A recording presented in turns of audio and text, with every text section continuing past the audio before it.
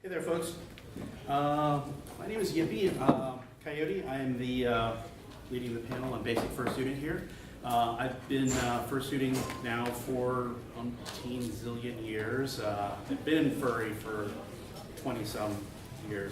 I've done professional mascot work, volunteer work with a local organization called Critters by the Bay. I consider myself more of a performer rather than a builder, though I do build my own suits. So there's they just kind of gave me this panel, just said basic fursuiting, and I'm not sure which direction what folks want to actually go into.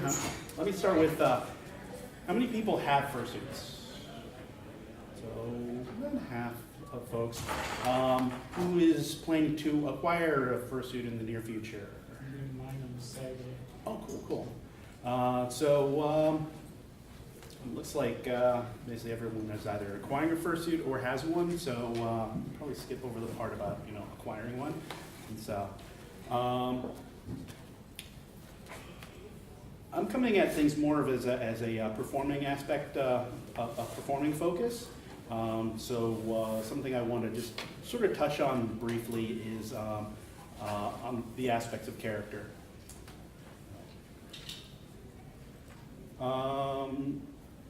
Something that I speak very personally about performing is that when you're in suit, you're not really yourself, and this gives you kind of a license to do pretty much anything within reason, within like the laws of society and nature and things. It's a temporary form of magic, and they talk about the magic as in ruining the magic, but the performing is a form of magic, I think, in that you're creating a character that is something beyond just a regular human. You allows you to escape into that character. Reinforcing that is carrying yourself differently, walking. Some characters talk in a particular voice that's not really your own. That's another form of extending the character.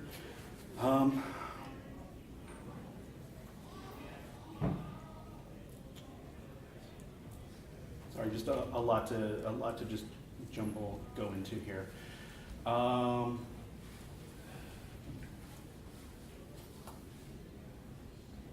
curious of the suits that you have, how many are your personal character, your fursona? This is you with fur. How many? A few. Now, something that it's a personal kind of qualm of. I hear from people about performing that I don't have to perform, it's just me with fur. Something that I want to point out is that you don't normally have fur on, so this can be you plus. This can be an idealized form of yourself. Put all those aspects of yourself that you feel you have or you wish you had, and what I feel is important there is that when you've got this character separation, this is you plus. This is not you plus. This form of character separation gives you some protection of if you're shy, this is not you, and if people think you're stupid for flailing around, it's not you. It's this character. That helps build up that idea of protection, character separation. I think I started off with something possibly a bit too highbrow at the moment, but okay. Now, at the very basic, fursuiting is considered a strenuous activity. You're putting your body in basically a walking carpet, and it's going to be hot. You're going to sweat a lot, so you're going to have to take that into account. What some people wear under their suits, they'll wear Under Armour or spandex that helps transfer the sweat away from your body.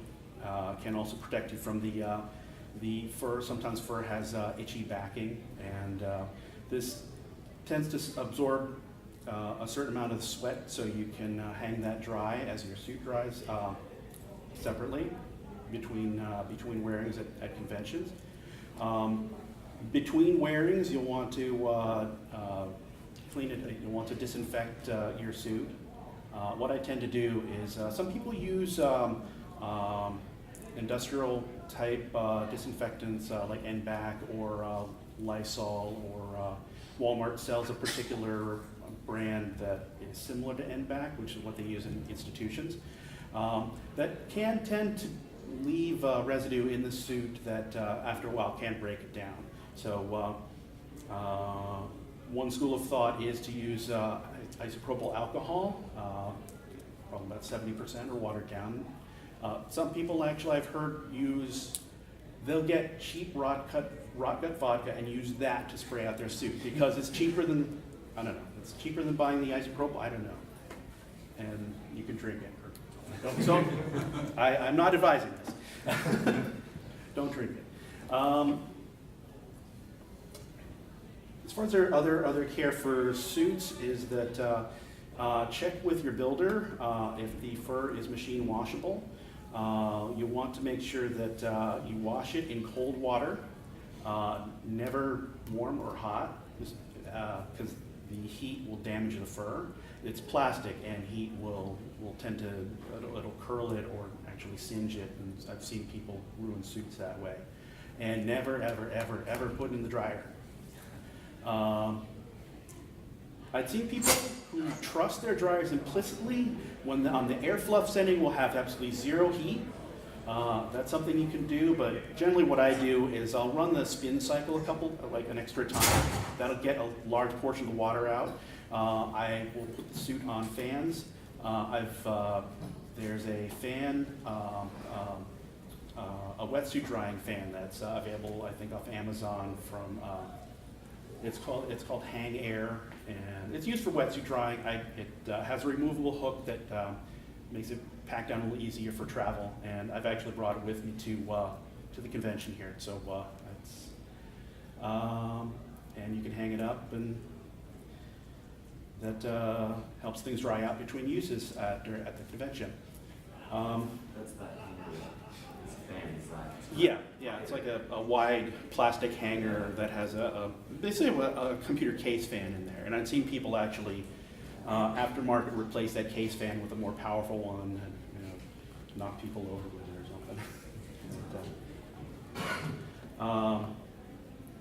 You'll may also want to carry a portable head fan just for drying heads, something you can put the head on top of. Something I've noticed that people will put their heads on fans to dry them out. Something you may want to keep in mind is that the salts from your sweat will stay there.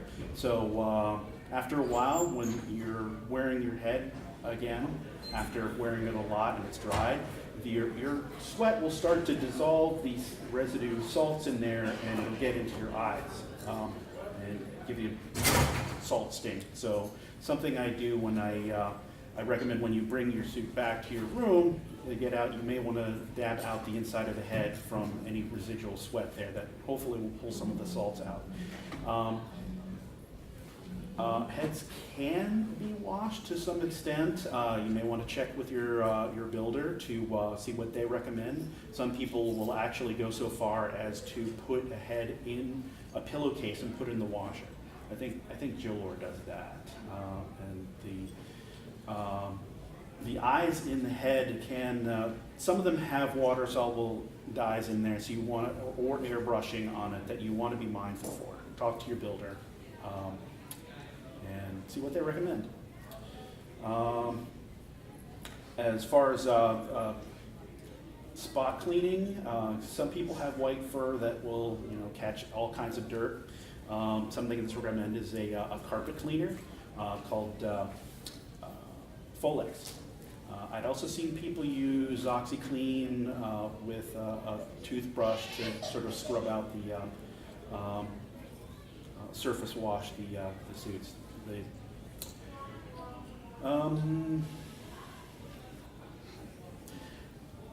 Any other questions regarding fursuit upkeep, maintenance, that kind of thing? Yes, in the back? I had a friend who had a fursuit, and she got the brilliant idea to use this, if you've ever seen this spray-on for hair, actual Okay. hair dyes, Okay. and tried that on her fursuit.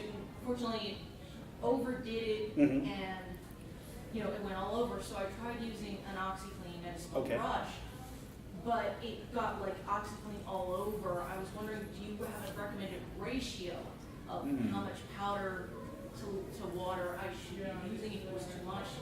Why? Because it just was like going everywhere and like crystallizing in the eyes. Okay. Yeah, I don't really have a recommended ratio on that. A good resource I found that it's back in the days of LiveJournal. There's a community called fursuit.livejournal.com.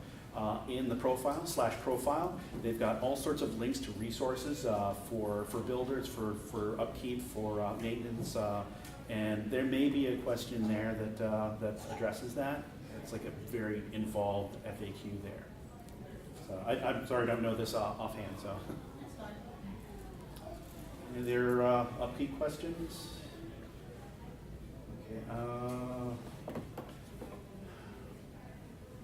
Okay. As far as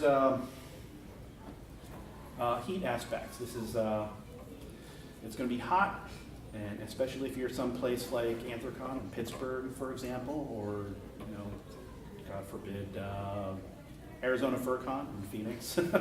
It's going to be hot. So this is a strenuous activity you're getting yourself into. So you want to keep in mind, listen to your body, what it's telling you. You'll definitely want to stay hydrated.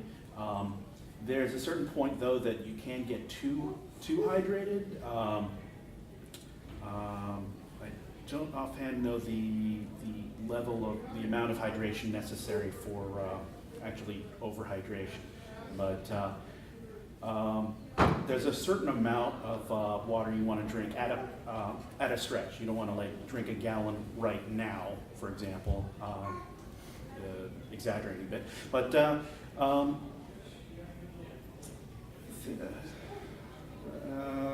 don't have the figures in front of me.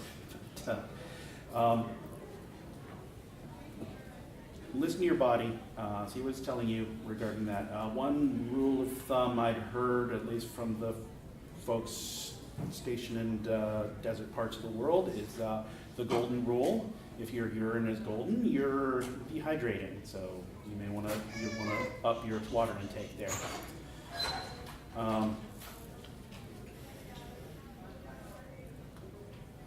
Now, something you want to stay away from is carbonated or sugared beverages when you're suiting. The carbonation can upset your stomach. And you don't want to overdo it on the sugar. And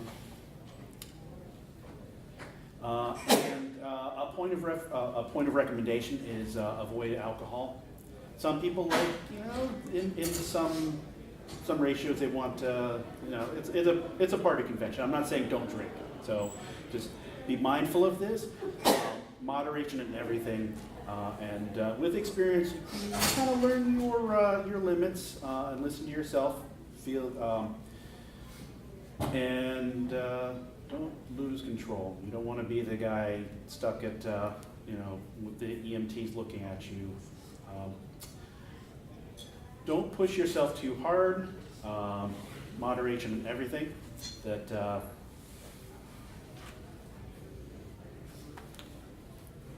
Just listen to yourself. Any questions regarding hydration and such? Yes? What about use of, say, stuff like Gatorade, Powerade, sports drinks type style? Would that still fall under the sugar rule, or would that possibly still be good with the electrolytes and vitamins and such? Yeah, Gatorade is a good thing to replenish after you've exerted yourself. I wouldn't recommend only drinking Gatorade. You may want to water it down since. You'll want to drink room temperature water and liquids. Cold can possibly shock your system. And I think that I've heard a recommendation that if it's too cold, your body has to kind of warm it up to get the to be able to absorb it. I don't have figures on that. Did I answer your question? Yes. How effective are those water cooling vests with an ice pack? Yes, I was going to get to that next.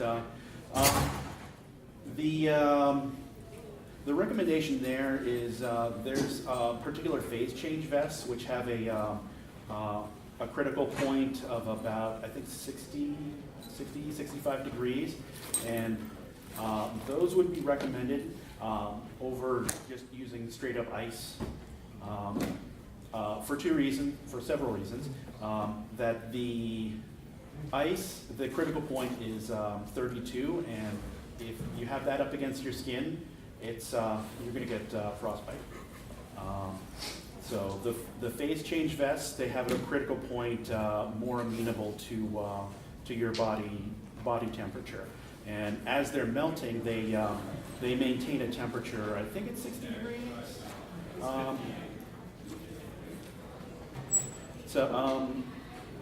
That's much more recommended, and also you can recharge them in a bucket of ice water. So bring them back to your room, a bucket of ice water, and they're good to go for the next trip out. So, I don't personally use them myself, since I think they're kind of bulky, and a number of my suits are kind of form-fitting for better. So it's a point of preference. If you're going to be going somewhere like outside a convention, if you're doing like a 4th of July parade and you're going to be in suit for 2-3 hours, you'll want to invest in something like that. Also, on a matter of heat with public performance is that, odd segue here, that you want to be mindful of your exit strategies. What happens if you're not feeling well? You suddenly start taking, you become overcome, you get the symptoms of heat exhaustion. And something to note, if you just suddenly stop sweating, you're in trouble. And that's when you know you need to take a break or just get completely out of suit. With conventions, it's sort of like performing on training wheels, since you have headless lounges nearby. You have people who know and understand fursuiting and fursuits and are generally respective of you. They won't go pulling your tail and trying to take you away. But out in the real world, and you'll want to have an escort, someone going with you to keep an eye on you, make sure you're okay. Keep an eye out for possible obstacles. And both stationary and moving, like kids outside of your field of vision, because it's like you see everything here down, you can't see. So spotters are important for outside appearances, and if you're going out for the first time and at a convention, you may want to have someone going with you to keep an eye on you, make sure you're okay, and stay hydrated, know where the headless lounges are, etc. And on a more performing aspect, a spotter can also be kind of your straight man for your comedy team. If you have a good rapport with a spotter, they can they can be a speaker for you if you are of the traditional mascotting mindset of not speaking, which is where I'm coming from. But Some people have speaking characters, and that's a whole different exercise, a whole different set of performing muscles. That you know, if you're confident with that, you have a moving mouth. That it's a point of preference there.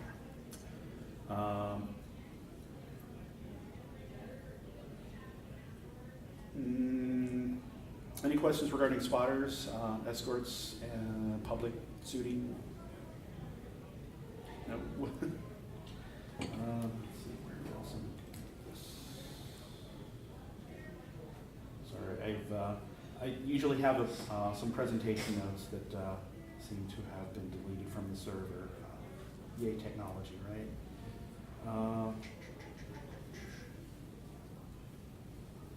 Okay, we don't have to care what to wear under suits.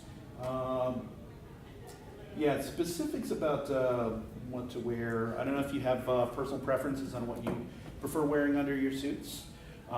Me, I wear a set of Under Armour, a shirt and bike shorts, bike level shorts, and a spandex balaclava, which they tend to absorb enough, some of the sweat out of it, and I can just hang these dry. I will tend to rinse them out, wring it out, and hang it up for just to get the sweat out, the salts out, that sort of thing.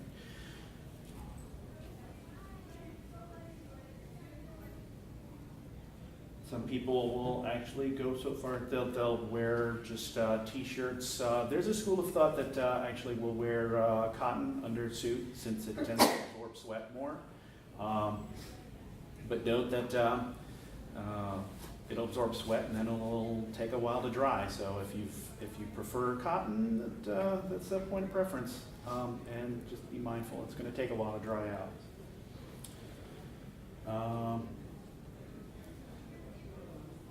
Let's see. Back to the aspects of performance and character. Something I like to do when experimenting with character is that you may want to try is have a full-length mirror just so you can see who is staring back at you. Once you get in full suit, what is staring back? Who is this person? What are they about? This isn't you. This is something different. And you're bringing this into the world. People will see not you, but this character. So what do you think of this? Where is this character coming from? Other things to note about that are the features on your face and your body. Where are your eyes? Because not all suits, so you look through the eyes. How long's your muzzle? Where that is? Where your ears are? If you have like horns or antennas or other things, keep those in mind. How tall you are? How tall? Like if you've got antlers, how tall those are? Just so you can keep in mind, you know, elevator doors or low hallways, that kind of thing. Get to know this character, where the extent of your body is. Some suits have padding and lots of padding, like digitigrade padding, and something I also like to do is just feel out your face and the extent of your body. Sometimes it's bigger than you are. This character is bigger than you are, and you can, if it's a heavy character, you can watch this heavy character. How do they carry themselves? A lumbering character will carry themselves differently and they'll press down as they're walking. With that, when you develop you look at the character. How do they walk? How do they carry themselves? How do they see the world? What are they about? When they can have a particular attitude, expression. What does their face look like? You know what? Because you're not starting from zero. People see the character. What does it look like? Example: if say someone dresses up as Darth Vader. Now, people see Darth Vader. They know what the character is about. They get the idea, the attitude. So if you're dressed as Darth Vader, you don't have to go knocking everyone over with your lightsaber, because people know that about the character, and you just have to kind of maintain that level, that attitude, that expression, with the way you carry yourself. You don't start from zero. See who's staring back and how to maintain the illusion of that is a character. Things to note, how, as I said, how you carry yourself, the weight, the gravity of the character, or the lightness of the character. If you've got, if you have a spry cartoon bunny, you're going to carry yourself differently than just walking to the bus stop. See, I'm out of suit, so I'm like,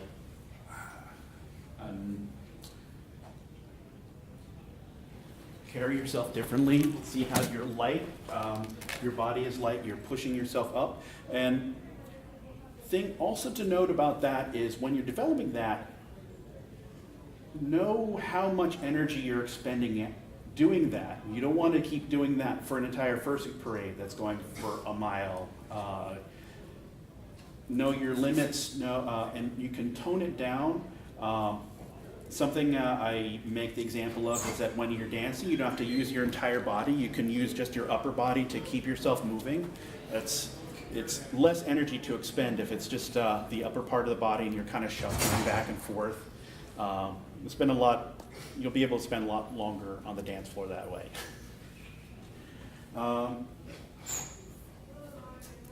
Any questions at this point regarding character?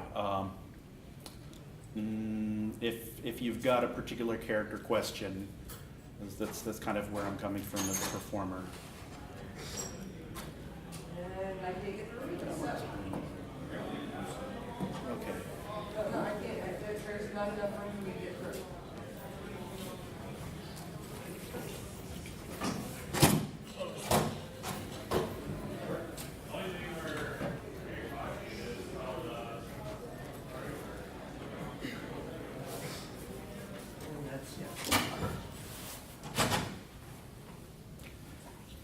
Hi there.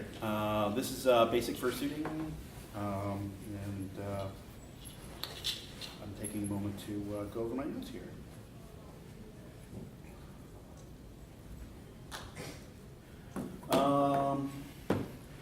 As far as let's see, character inspiration, places you can draw from. Watch a lot of cartoons. Something you may want to do is just watch children, how they interact, how they play. And watch animals, the way they behave and carry themselves and interact with each other. For example, dogs have a particular way they play, and cats are more aloof, for example. And you can incorporate the aspects of the animal into your character. I have one cat character who just I performed canine characters for a long time, and I just recently got a cat character. And cats will be aloof and tend to they'll groom themselves. It's something that as an idle action, something that helps with keeping a character alive is have an idle action, something that you tend to do if you're stuck just standing there waiting, for example, and people are watching you. Because that, if you're familiar with video games, if you leave the character still for too long, it starts doing something to keep it interesting. And if people are watching you do something interesting, you want to groom yourself, groom your ears here, and just something fidgety. If you have a fidgety character, you can shuffle your fingers or something. Or if you have a curious character, you go around a lot. Another thing about looking around a lot is it helps.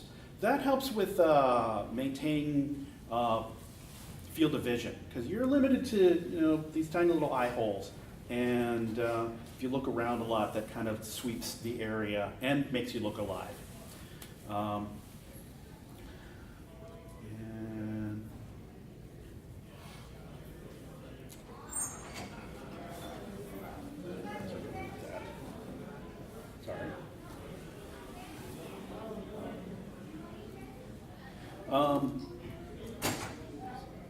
As far as pantomime and inactions. This is that non-speaking school of thought is I usually reserve that for outside the convention because to be honest, we're here partly to perform, partly to see friends, and there's nothing saying that you have to maintain total silence. Or if you have a character that has a moving jaw, and with the intent of it being a speaking character. Some people have good success with that, and if you've seen Janie's character Buddy, the husky who's like very lively, animated, and basically JD describes him as a kid without a filter. He just talks about whatever comes to mind, and with no matter what rating where it goes to, and the character is very naive, and it's a whole different set of performing muscles there. And as a story of how he developed that character is he just sort of he put the head on, stared in the mirror, and saw what was staring back, and he got this idea that because the big wide eyes and the lolling tongue, it just looked like this completely naive character, and so he started talking like this, and oh my God, hi! He's very excitable, and so it became a lively character and very fun to watch. And he has fun performing the character and interacting with people, and people have fun interacting and watching the character. Yeah, I have a personal rule that says fursuiting is probably the most fun thing you can do, and that is what drives me, because when I go out there, I try to have fun. And I think that when people watch me having fun, they have fun too. Okay.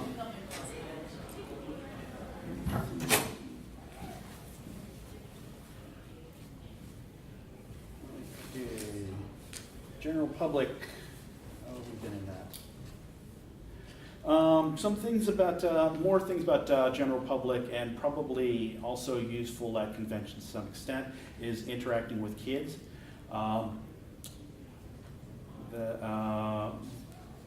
Kids can be curious, but also hesitant to interact because you're this big fuzzy thing. Some basic notes are that first off, you want to get down to their level. You want to get down on one knee. I've seen people both knees, or something. If you've got big paws, one thing I'd seen was actually putting one knee on the other paw so that your knee isn't touching the floor. That keeps it, cleaner. Now that you're down at their level, let the child come to you. Don't go into that. They have a bubble around them. That when they first see you and they're hesitant, they have this bubble around you, and you don't want to break that bubble. But as you get down on one knee, you get down to their level, and you make small moves. You may want to wave at them. I've seen at theme parks, parents, in the essence of trying to help the child enjoy this experience, they'll push strollers in your face, and the kid will be screaming, ah! So just watch the bubble and try to gain the trust. And if the kid is warming up to you, that you can wave and put your arms out for a hug. Something to note about hugs: you want to hug only up on the upper body, and if for pictures, make sure your paws are visible. You don't. That's a rule at theme parks. It helps with Well, I said the paw's over on my ass, so yeah. If the paws are visible, there's no gray area as far as liability there. Speaking of liability, back on the aspect of escorts, spotters, is that they're also a witness. If you ever get into a situation of what were they doing, what was the character doing with those giant paws that were everywhere, you have a witness on your side, someone to be on your side.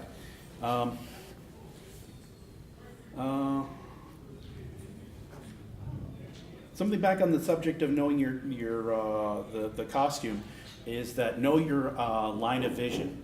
That if you have a character that has doesn't see through the eyes, for example, or that you'll want to find the sort of sweet spot where it looks like your character is staring at the camera, and every time you go for a picture, move your head to that level.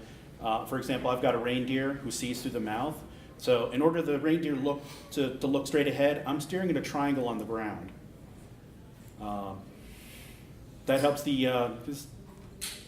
nothing breaks the illusion like, you get a picture with a mascot and they're staring at the ceiling, just so that the person can see through the mouth. Let's see, photo.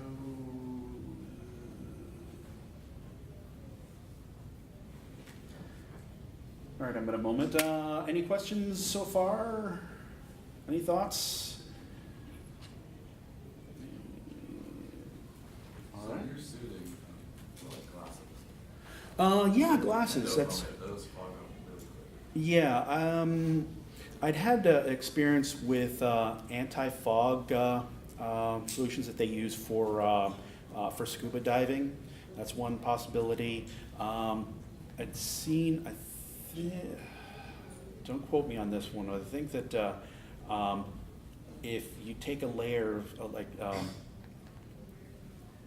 if you put soap on them, I heard that somewhere. I don't recall the specifics of that. But I did have a character who had a visor as part of the costume, and I used some anti-fog solution on the inside of the visor to keep it from fogging up.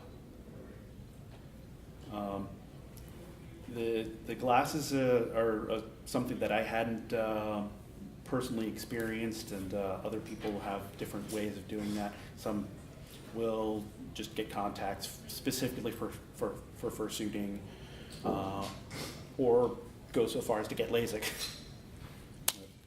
I know, find something, yeah, yes?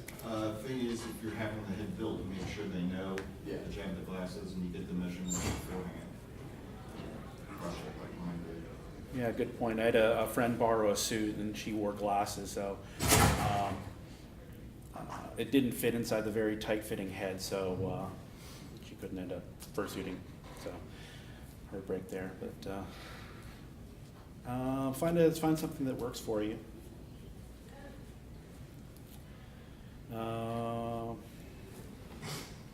Any further questions here? I can't believe I've got all these things to go over that. Headless lounge etiquette. That's a good point.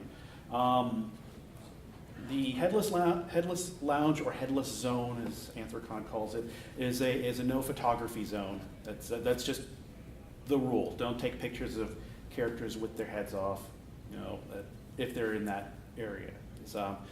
I mean, if someone's taking their head off in a corridor or something, and well, in general, taking pictures of people, it's polite to just ask, Some places also, you can only get into those rooms if you're actually in a suit or a hat on. They don't have general public. Yeah, that's a good point. That you have to have they have some places they have someone guarding the door just to make sure.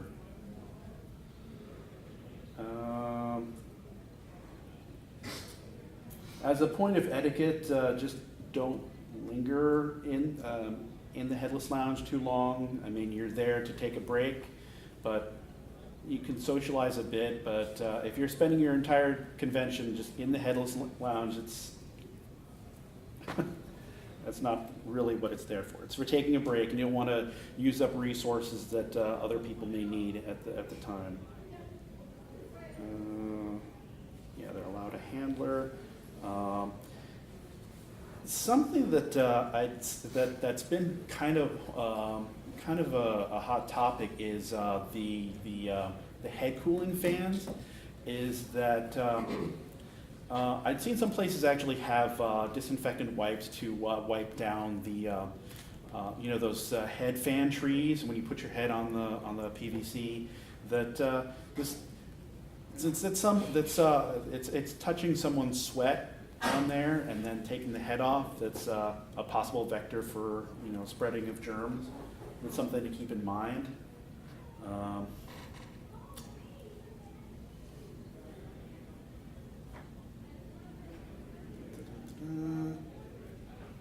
Oh yeah, no touching other people's property. It's just a point of politeness that, you know, you don't want to like grab someone's head without asking, or, you know, just put it on. Jeez, it's other people's property. Be respectful. That was a good point about respect.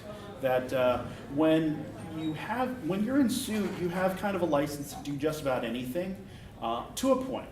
And it's a matter of respect of other people's property. One thing that was drilled into our heads at the parks is not to take anyone's property. Like, for example, you know, if there's a kid with a baseball cap, you don't want to take it off them, because you don't know, maybe they're wearing that hat for a reason. Maybe, you know, bald head, that kind of thing.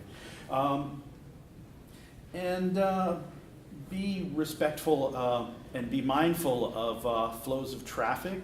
You know, if you're in suit, you don't want to take up the entire lane of traffic. Like in a tight dealer's room or in the corridor in front of registration here. There's as I was reminded that keep the lanes free.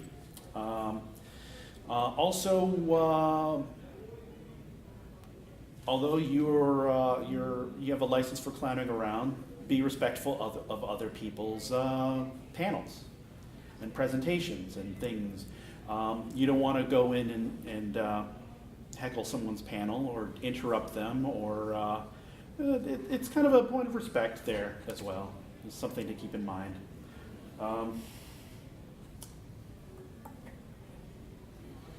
Unless you have prearranged permission from said person. Another point, something that it's kind of a bit of something that bugs me a bit is walking around headless. Now, there isn't a rule saying that you're not allowed to. But I'm kind of that old school that I have a character and I want to maintain that character integrity, so I won't go around headless. If I'm hot, I'll go to the headless lounge or back to my room, take a break there. I try to maintain the full character when in suit, or at least to the point that maintain the full costume. You've been doing this too long. Yeah. Back in my day, get off my lawn. So yeah, it's a point of my personal preference that you know, that's why we have headless lounges, and I don't go so far as to tell other people not to do this, because your suit, your rules. This is your suit. You've invested the money and time and effort into getting this suit, and if this is the way you want to portray this character, or if it's maybe not a character, maybe this is something that, you know, that people have their own way of expressing themselves and how they want to be seen. You know, that if it's not my place to dictate that. So there's been a whole stink for years about you know, people not going around with their heads off. So, point of personal preference. Your mileage may vary.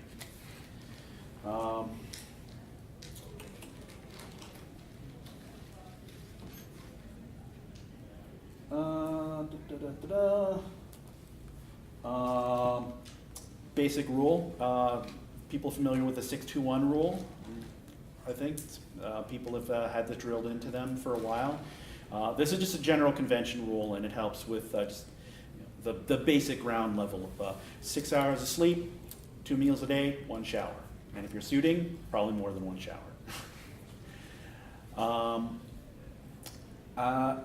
Another point of personal preference is that I won't shower before, I will shower after. And if I'm going to be getting back in suit, I will likely take a cold or not a hot shower. I don't have any empirical data to back this up, but when you're taking a hot shower, it opens up the pores, you absorb more water, and when you get back in suit, that water just comes right back out as more sweat.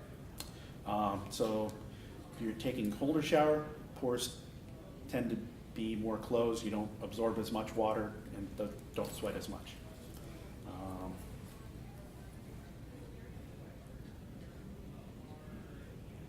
Some notes actually from Anthrocon that about dibs on the elevator. I don't think that necessarily is a problem here since it's pretty low. Not yet. Not yet. Give it time, we'll break one or two. I don't know, at least it's not that tall a hotel that. One of the things from security standpoint, Uh-huh. the only time that fursuiters have priority Mhm. on the elevators is just before and just after the fursuit parade. Any other time, Mhm. we absolutely adore fursuiters, but you wait with everybody else. Or you two fight to the death. Or I run you over with my 600-pound power chair. Yeah, but not everybody has those. Well, Important safety tip. Thank you. Watch those toes. I got a quick question. Sure.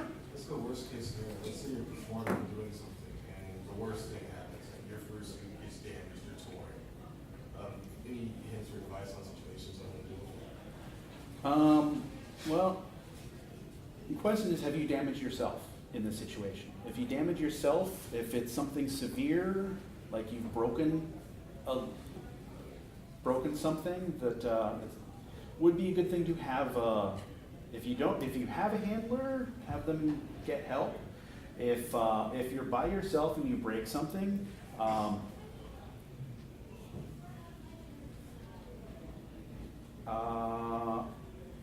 I don't know how best to say, just ask for help. You know, I've fallen and I can't get up, that sort of thing. That I don't mean to make light of it, but find someone on staff.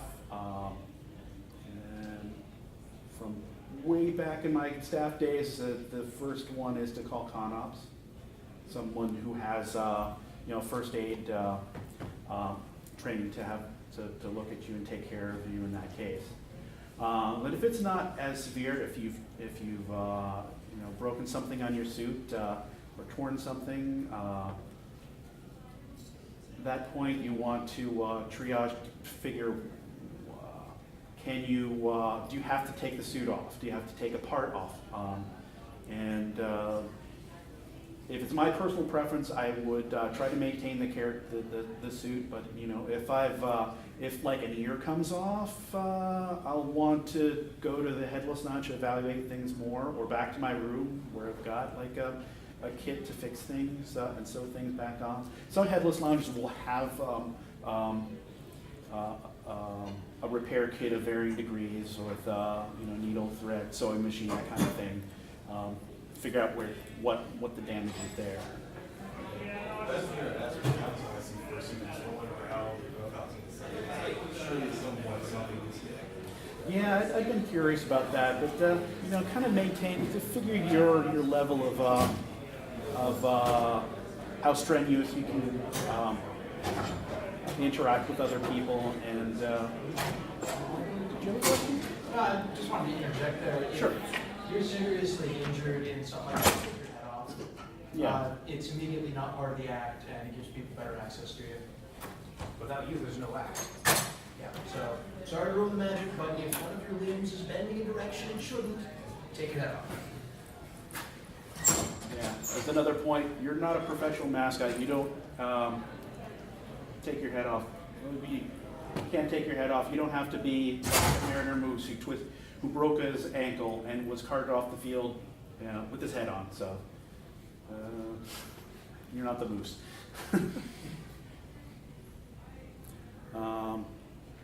Looks like Belmont's here. Hi, Belmont. Thanks for showing. No. He's maintaining character. Showed up at the last minute. There you go. He's fashionably late. We only have 7 minutes He's left. not even wearing anything. How can you say it's fashionable? He's au naturel. Nice to be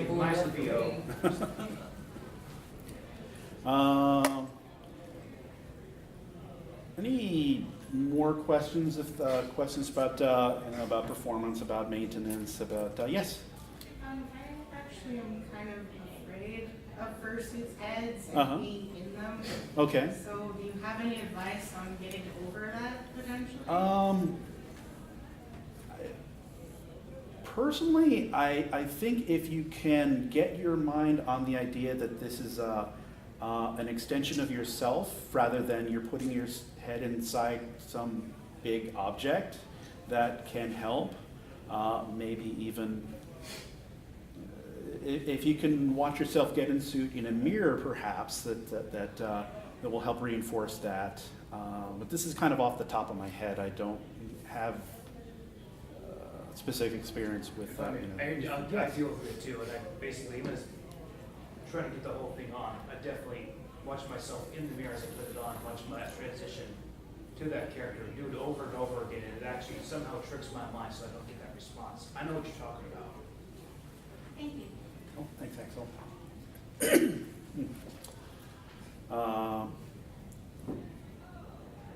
Belmont, would you like to introduce yourself? No, I didn't think so. Well, you're our only suitor here. When I do these panels, I kind of tailor them to the audience.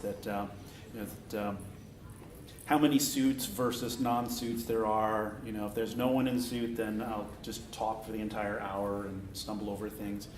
Yeah. We have an opportunity. You can express yourself and show some emotions, because you don't want to be my guinea pig here. No, that's Or just denial. take attention away from me stumbling over my presentation. See, notice the walk is different, and when you're in suit, everything's a prop, and he's just eating the eraser. It's not a candy bar.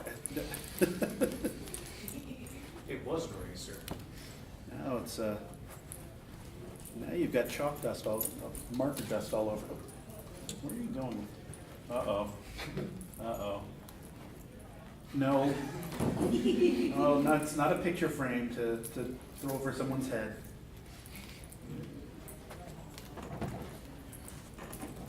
No, don't climb on top of it. But, anything you're doing in suit becomes your own responsibility there. That you want to maintain things in reason. Keep mindful of everything around you. Don't climb on things. If you climb on things, you're taking your risk into your hand, your own paws.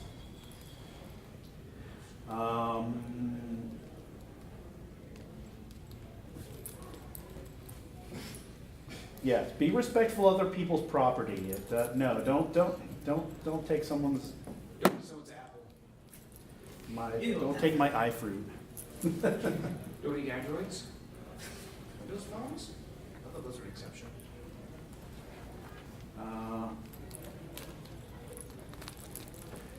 Notice how he's kind of carrying himself differently rather than, as just someone generally walking. He has a particular walk, the way he's lifting his paws when he's walking and carrying his arms up at a different level. And just generally being bigger than life. This is he's doing the YMCA and knocking over his ear clip with the world on it. Let me put this back on here for you. Yep, there we go. All right, thank you. Thank you for coming and saving me at my panel here. We have 3 minutes left, so I guess if Belmont here is done heckling me, no, he's not done heckling me. So if anyone has any last questions, go ahead and let me know here. Anybody?